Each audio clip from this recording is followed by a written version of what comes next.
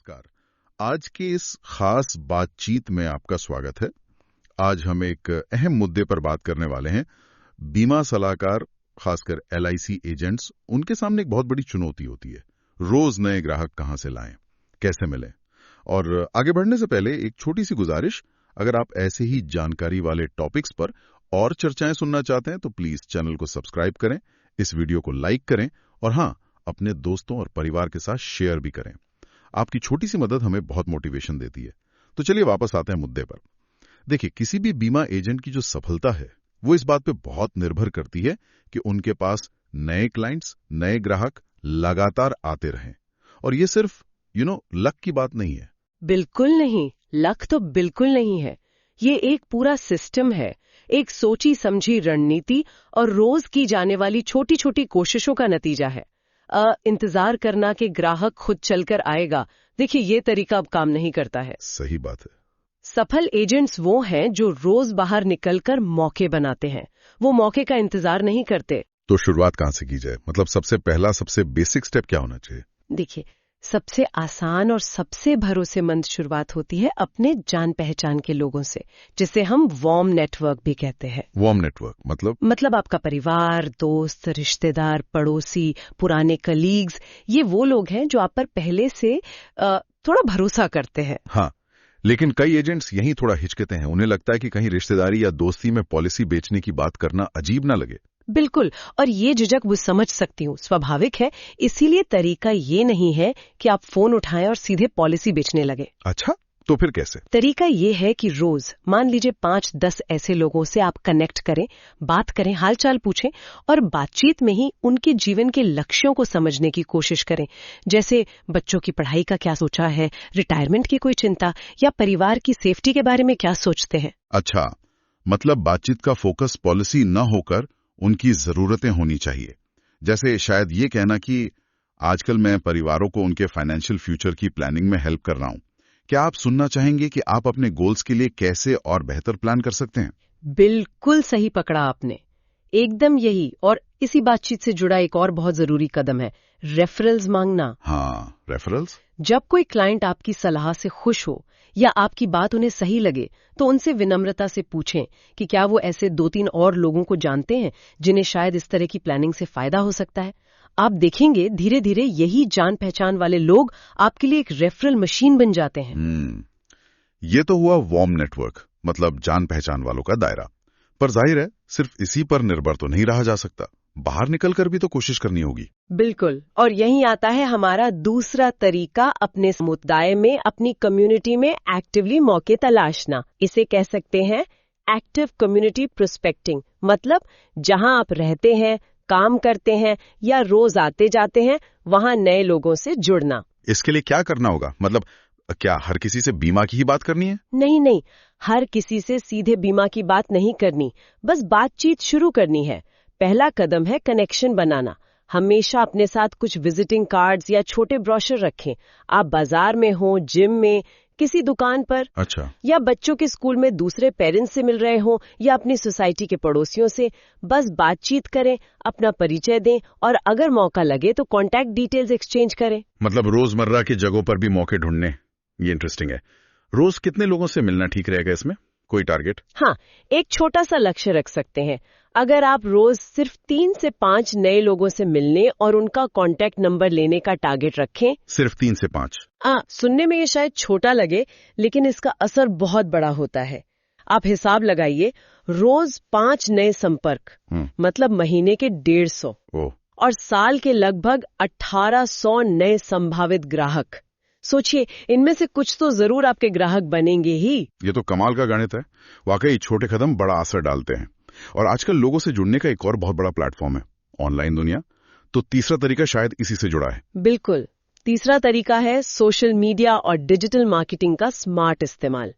आज लोग अखबार हो या टीवी से कहीं ज्यादा समय अपने फोन पर बिताते हैं, तो वहां दिखना, वहां अपनी पहचान बनाना बहुत जरूरी है। कौन से प्लेटफॉर्म्स? WhatsApp, Facebook? हाँ, व्हाट्सएप, फेसबुक, इंस्टाग्राम, लिंक्डइन, ये सब मौके हैं। लेकिन इन पे करें क्या? सिर्फ गुड मॉर्निंग मैसेज भेजें या अपनी पॉलिसी का प्रचार? नहीं, गुड मॉर्निंग मैसेज से बात नहीं बनेगी और सिर्फ पॉलिसी बेचने से भी लोग दूर भागेंगे। आपको वैल्यू देनी होगी। वैल्यू? कैसे? रोज फाइनेंशियल सुरक्षा, टैक्स बचाने या स्मार्ट निवेश के बारे में छोटे छोटे आसान भाषा में टिप्स पोस्ट करें। छोटी वीडियो या रील बना सकते हैं, जैसे रोज सिर्फ 100 रुपए बचाकर रिटायरमेंट के लिए लाखों कैसे जमा करें, या टैक्स बचाने के ये तरीके जानते हैं आप? अच्छा, मतलब जानकारी देनी है। और क्या यहाँ विज्ञापन, एड्स वगैरह भी काम आ सकते हैं? हाँ बिल्कुल। लोकल लेवल पर आप अपने शहर या इलाके के परिवारों, प्रोफेशनल्स या छोटे व्यापारियों को टारगेट करके फेसबुक या इंस्टाग्राम पर छोटे बजट के एड्स चला सकते हैं। कितना बजट? ज्यादा नहीं, शायद 200-300 रुपए रोज के बजट से भी शुरुआत कर सकते हैं। इससे आप उन लोगों तक भी पहुंच सकते हैं जिन्हें आप पर्सनली नहीं जानते हैं। इसमें सबसे जरूरी चीज है कंसिस्टेंसी। मतलब लगातार करते रहना। कंसिस्टेंसी इज की। धीरे धीरे लोग आपको बीमा और फाइनेंशियल प्लानिंग के लिए गो टू पर्सन, मतलब एक एक्सपर्ट के तौर पर पहचानने लगेंगे। ये तो बहुत ही प्रैक्टिकल सलाह है, खासकर आजकल के समय में। अब चौथे तरीके की बात करते हैं, दूसरे प्रोफेशनल्स के साथ पार्टनरशिप बनाना। ये कैसे काम करता है? ये एक बहुत ही स्मार्ट तरीका है नेटवर्क बढ़ाने का। देखिए, कुछ ऐसे प्रोफेशनल्स होते हैं जिनके क्लाइंट्स अक्सर वही लोग होते हैं जिन्हें बीमा की जरूरत पड़ सकती है। जैसे चार्टर्ड अकाउंटेंट्स यानी सीएज।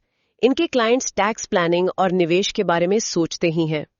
होम लोन एजेंट्स, जो लोग होम लोन लेते हैं, उन्हें अक्सर लोन प्रोटेक्शन कवर या जीवन बीमा की जरूरत होती है। सही बात है। वकील, जो वसीयत या प्रॉपर्टी प्लानिंग में मदद करते हैं। डॉक्टर्स या टीचर्स, जिनकी आय स्थिर होती है और जो लॉन्ग टर्म प्लानिंग में इंटरेस्टेड हो सकते हैं। तो इनसे मिलकर क्या करना है? बस मिलना है? नहीं, सिर्फ मिलना नहीं, इनसे अच्छे प्रोफेशनल रिश्ते बनाएं। एक दूसरे के काम को समझें, देखें कि आप कैसे एक दूसरे के क्लाइंट्स की मदद कर सकते हैं। एक तरह का आपसी रेफरल सिस्टम बनाएं।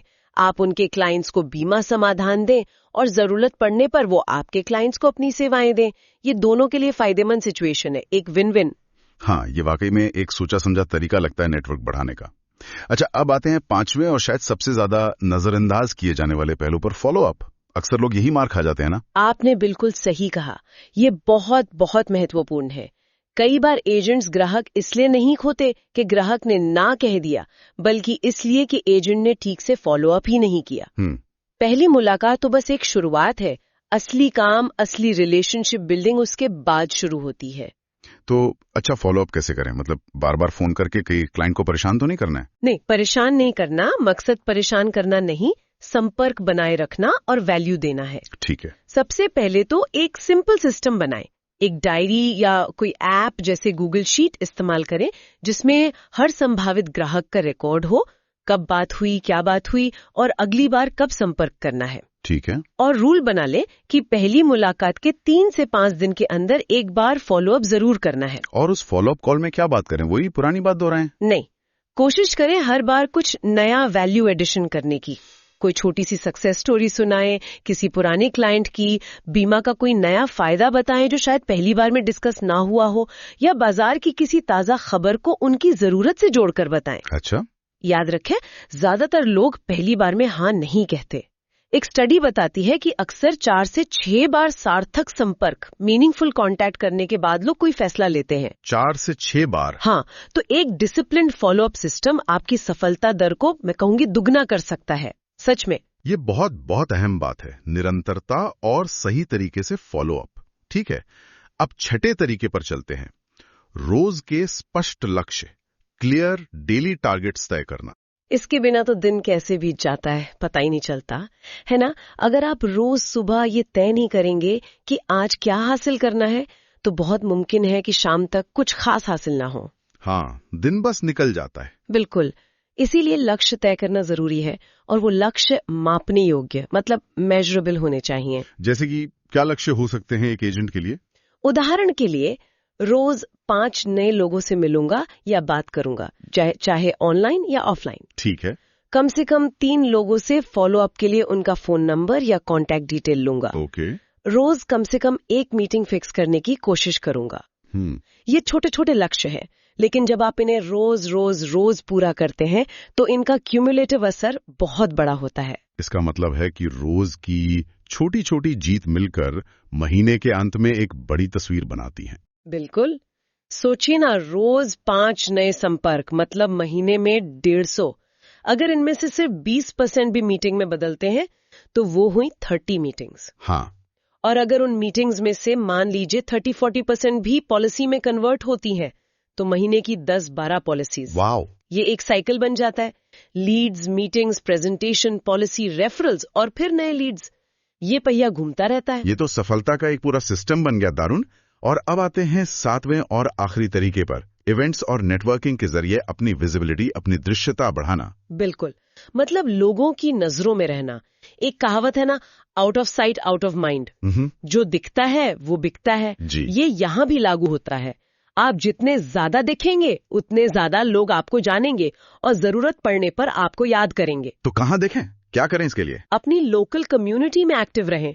जैसे हाउसिंग सोसाइटी की मीटिंग्स हैं, कोई त्योहार का कार्यक्रम है, स्कूल के फंक्शंस हैं। अच्छा। या फिर प्रोफेशनल नेटवर्किंग इवेंट्स होते हैं जैसे रोटरी क्लब, लायंस क्लब या BNI बिजनेस नेटवर्क इंटरनेशनल की मीटिंग्स। इनमें हिस्सा लें। और वहां जाकर सिर्फ खड़े रहें? या नहीं, वहां लोगों से मिलें, बातचीत करें, अपना नेटवर्क बनाएं। बल्कि आप एक कदम और आगे जा सकते हैं। आप इन जगहों पर या स्थानीय क्लबों में छोटी जानकारी भरी मुफ्त टॉक्स देने की पेशकश भी कर सकते हैं। टॉक्स किस टॉपिक पर? जैसे टैक्स बचाने में बीमा कैसे मदद करता है, या हर परिवार के लिए रिटायरमेंट प्लानिंग क्यों जरूरी है।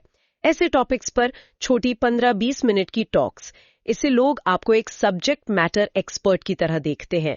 वहां अपने विजिटिंग कार्ड्स दें और व्यक्तिगत संबंध बनाएं।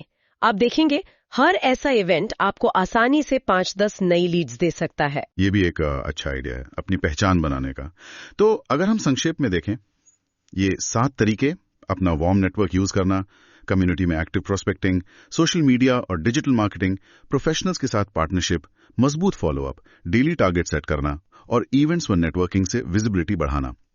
अगर इन्हें लगातार डिसिप्लिन के साथ अपनाया जाए तो LIC एजेंट के लिए ग्राहकों की कमी शायद कभी नहीं रहेगी। बिल्कुल।